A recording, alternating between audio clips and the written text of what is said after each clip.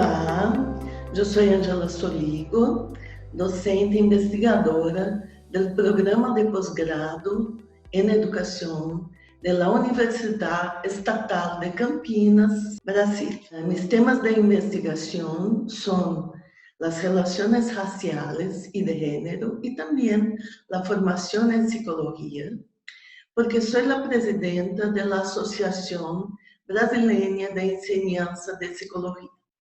Inicio pedindo excusas por mi portuñol y por el acento, pero creo que es importante el esfuerzo de hablar en una lengua que es la lengua mayoritaria en América Latina. Para la temática de hoy, que es la temática de las relaciones de género, decidí por hacer un recorte, una vez que la temática es muy amplia y muy compleja. Y mi recorte, que es la temática de las relaciones de género, decidí por hacer un recorte, una vez que la temática es muy amplia y muy compleja. Y mi recorte es las cuestiones de género y violencia. Para iniciar, voy a hablar o voy a decir unas frases que certamente muchos de nosotras escuchamos por toda nuestra vida y los niños, las niñas, los jóvenes escuchan en su cotidiano. Por ejemplo, cierra las pernas, niña, de lo contrario pensarán que estás ofreciéndote. Qué divertidos son los chicos levantando las faldas de las chicas. Así son los chicos. Baja la voz, chica, pareces un chico. Traga las lágrimas, un hombre no llora. No quieres ser madre. Eres joven, pero pronto aprenderás que es lo más importante de la vida. Conduces mal, solo puedes ser mujer. Necesitas perder peso, de lo contrario, ¿qué hombre te querrá? Ella fue violada por su culpa. La violaron porque vestía ropa corta. La violaron porque estaba borracha. Estaba en una calle oscura. Una mujer se preocupa por el futuro hasta que encuentra un marido. Ella necesita un hombre. En este baño solo mujeres. Sai aí fuera, cosa extraña. Esa es una frase escuchada por las mujeres trans. No soy tu banco. Es así un poco gay, pero es trabajador. Nadie comprende las mujeres. Tienes que entender a los hombres. Essas são frases muy conocidas de muchos de nosotros. Son frases que hacen parte de nuestro cotidiano. Y cuando miramos qué pasa con las mujeres en nuestros países, cuando miramos al mapa de la violencia que está descrito por la Organización Mundial de Salud, por ejemplo, o por los observatorios de la violencia de nuestros países, vemos que un promedio de 12 mujeres latinoamericanas y caribeñas mueren cada día solo por ser mujeres. En 2012, 4.719 mujeres fueron asesinadas por medios violentos. Se estima que para el 2050, 330.000 mujeres serán asesinadas.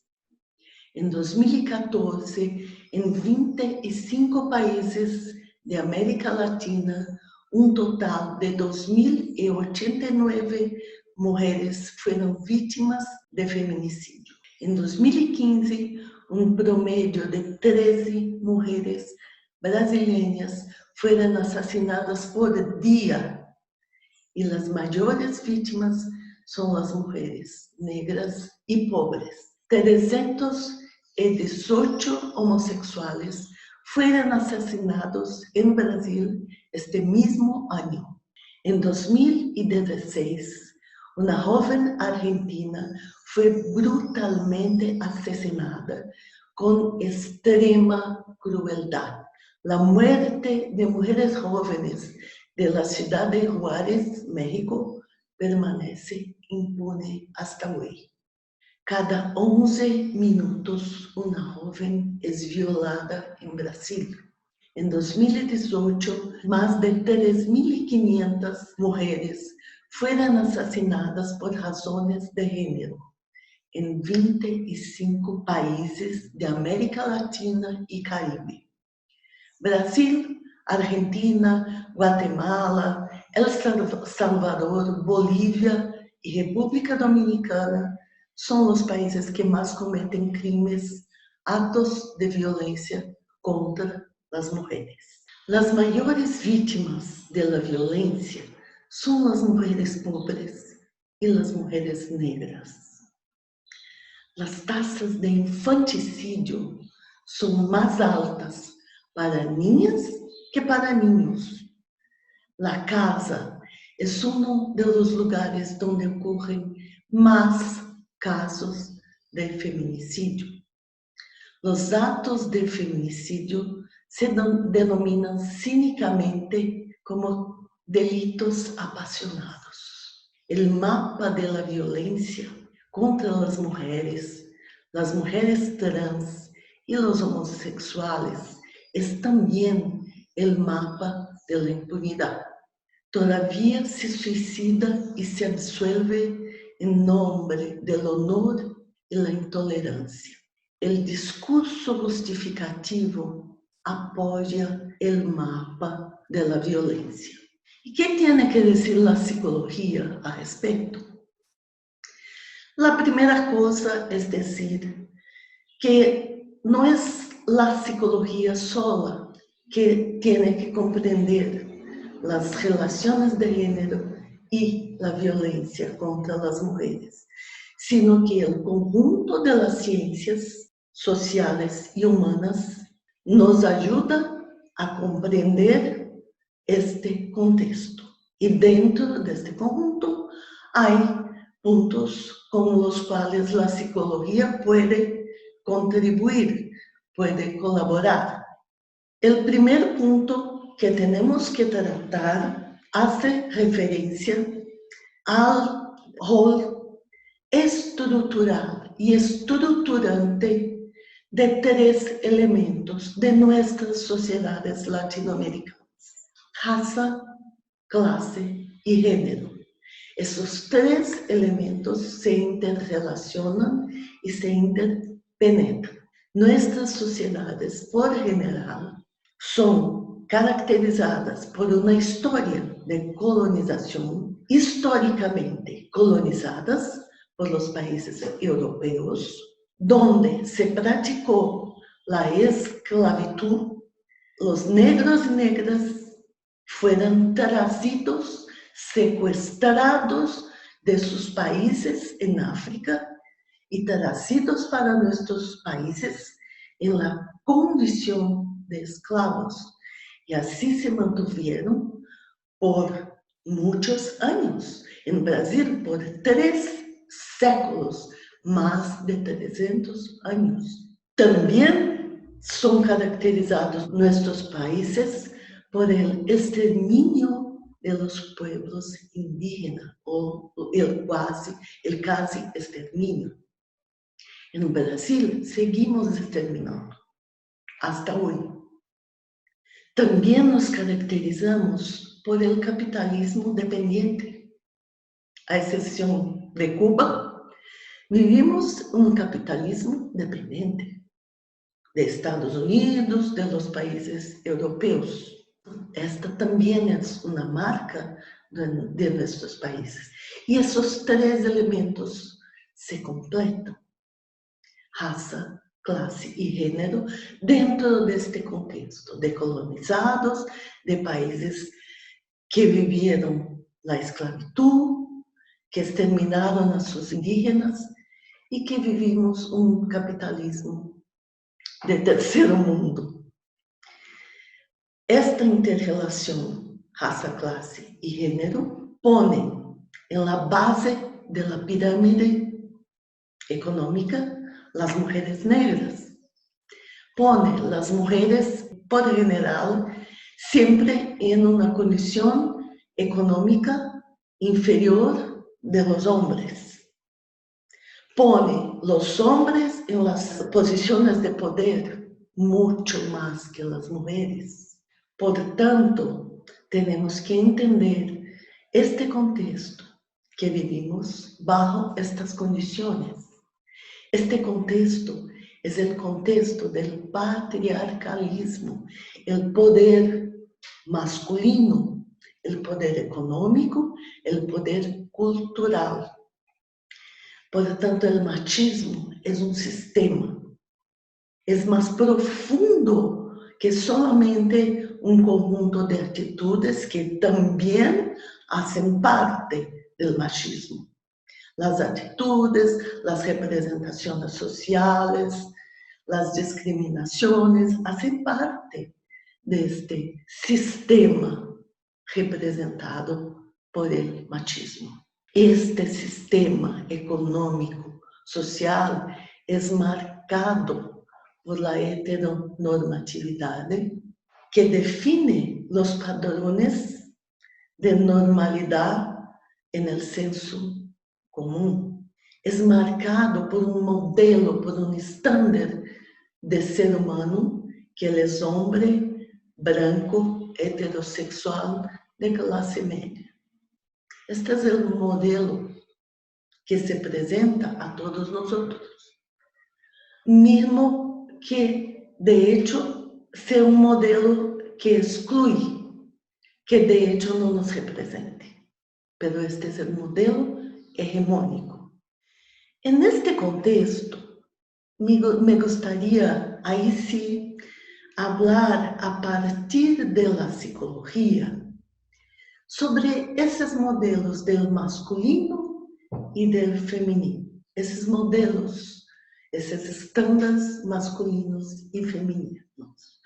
Y cuando miramos a los discursos, a las representaciones sociales sobre masculino y femenino, cuando tomamos atención a lo que hablan las personas, vemos que hay dos maneras muy distintas y desiguales de hablar del masculino y del femenino. Cuando se habla del masculino, se habla de una naturaleza masculina. Los hombres son naturalmente más emprendedores, más agresivos, tienen iniciativa, son naturalmente poligámicos, interesados por muchas mujeres. Eso se escucha, eso se incentiva a los niños desde chicos. Al mismo tiempo se dice, las mujeres tienen que comportarse adecuadamente. Las mujeres no pueden hacer de esta manera. Las mujeres tienen que saber cómo hablar, cómo sentarse en la silla, cómo atraer, seducir a un hombre sin ofrecerse demasiado, no ser demasiado agresivas en las relaciones. Tienen que saber valorarse. Hay acá una extrema desigualdad, porque cuando nos referimos a los hombres, nos referimos a una naturaleza, y cuando nos referimos a las mujeres, nos referimos a conducta, a comportamiento. Miren, la naturaleza no se cambia, no se controla. La conducta sí se cambia, se controla.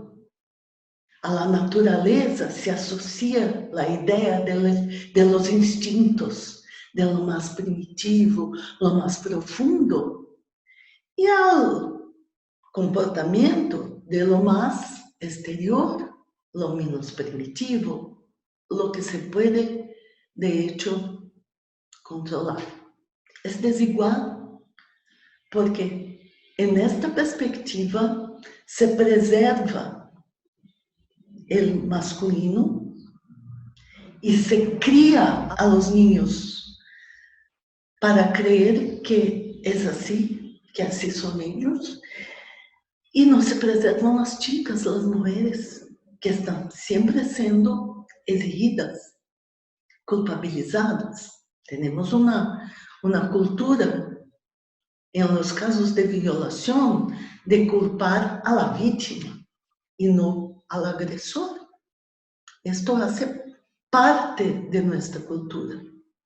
Si observarmos más profundamente, vemos que tanto en relación a los hombres cuanto en relación a las mujeres, esta manera de educar, de socializar a hombres y a mujeres, que exige de los hombres que sean máquinas de ataque, máquinas de producción, máquinas de conquista, y de las mujeres que sean mercancía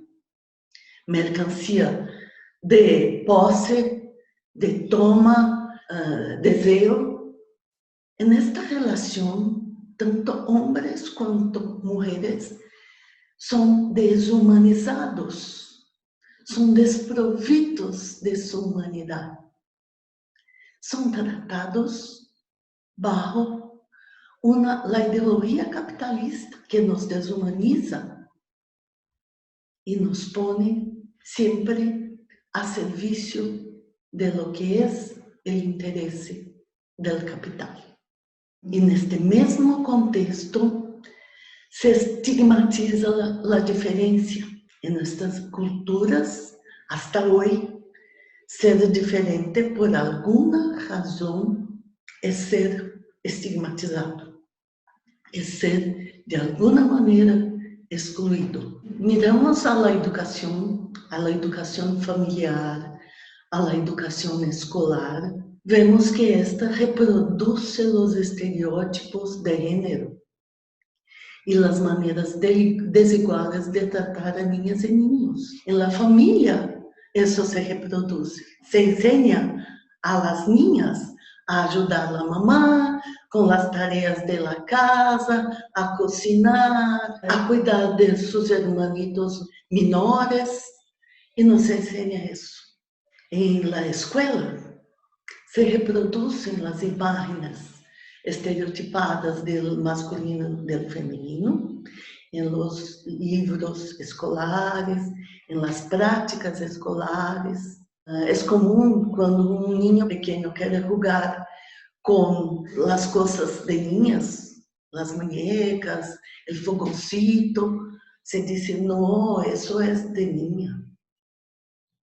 Yo voy a dar un ejemplo que se pasó en la escuela de mis hijas, cuando estaban tornándose adolescentes. La escuela envió a las familias una pequeña carta pidiendo a las familias que las niñas no fueran con ropa corta. Y en una reunión preguntamos por qué. Y la respuesta fue, porque si las niñas van con una ropa muy corta, los niños no se concentran, no consiguen poner atención en la clase. ¿Qué es ese discurso de la escuela? Es decir, tenemos que controlar la manera como las chicas se comportan para que los chicos no tengan que aprender a controlarse. Eso hace parte de la educación de muchos chicos y chicas. En el contexto de la pandemia, son las mujeres que llevan los encargos del trabajo formal y del cuidado de la casa y de la familia. Estudios muy recientes muestran que en este contexto incluso entre as professoras e professores universitários, investigadores, doutores, a produtividade das mulheres foi mais afetada que a dos homens. E por quê? Porque mesmo com todos nossos títulos acadêmicos, estamos encargadas de los cuidados de la casa, de los hijos, de nuestros padres, de nuestra familia. Todas essas situações, todo este contexto, produz sofrimento, medo, angústia, sentimento de inferioridade, impotência, cansaço e autoexigência. As mulheres que somos, aprendemos em nossa sociedade a exigir-nos, porque somos exigidas. A maneira de entendermos esses sofrimentos e esses sentimentos pode ou não reproduzir representações que fortalecem os prejuízos e estigmas. Por exemplo, muitas das queixas das mulheres foram e seguem sendo tratadas como histeria, como TPM, tensão pré-menstrual, como coisas de mulheres, como se o contexto não tivesse nada com ele. A psicologia não pode mais mirar ao sujeito individual, sino que compreender a persona inserta em la complexidade de la desigualdade e assumir seu desafio de superar o legado patriarcal de nossos fundamentos. Eu, se hoje perguntar a qualquer que nos está assistindo, quais são os fundamentos, quais são os teóricos da psicologia mais importantes, estou certa que vou escutar Freud, Skinner, Piaget, Vygotsky e muitos outros homens.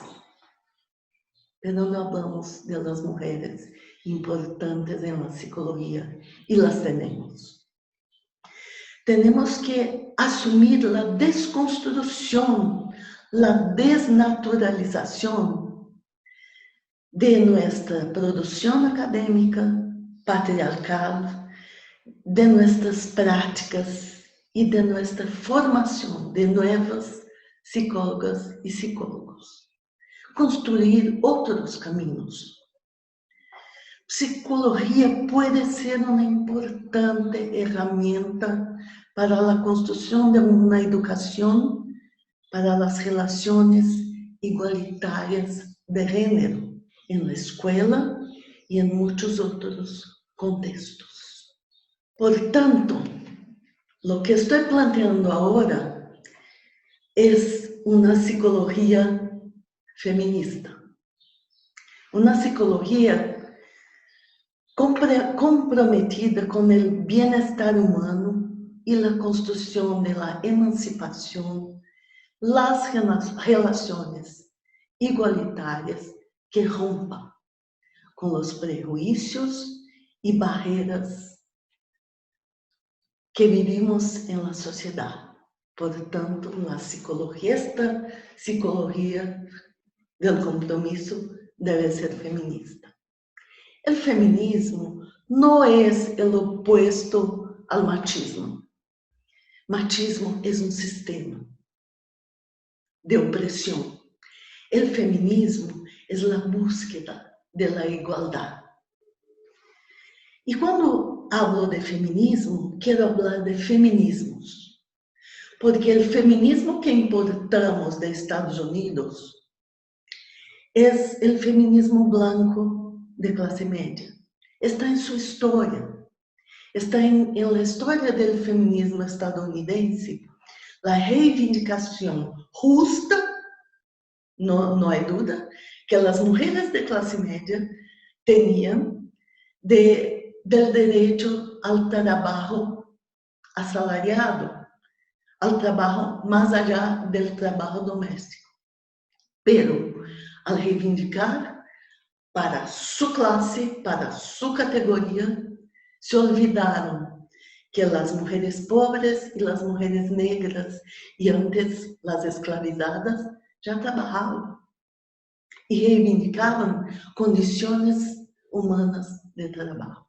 Así que el feminismo, en su origen en los Estados Unidos, era opresor de las mujeres pobres y negras. Hoy hablamos de feminismo negro, de feminismo indígena, del feminismo de los trópicos, del feminismo latinoamericano, y eso no quiere decir que queremos divisionismo, que queremos separarnos. Quiere decir que el feminismo debe ser plural, que para ser feminismo y para ser igualitario hay que abarcar y abrazar a todas y todos en la diversidad, en la diferencia. Las representaciones sociales en psicología necesitan romper con el modelo hegemónico de hombre y necesitan construir la perspectiva de la humanidad en la diferencia que nos constituye y que debe ser constituinte de la psicología, porque la psicología debe ser feminista, en plural, porque una sociedad descolonizada necesita ser feminista en plural. Gracias a todas y todos.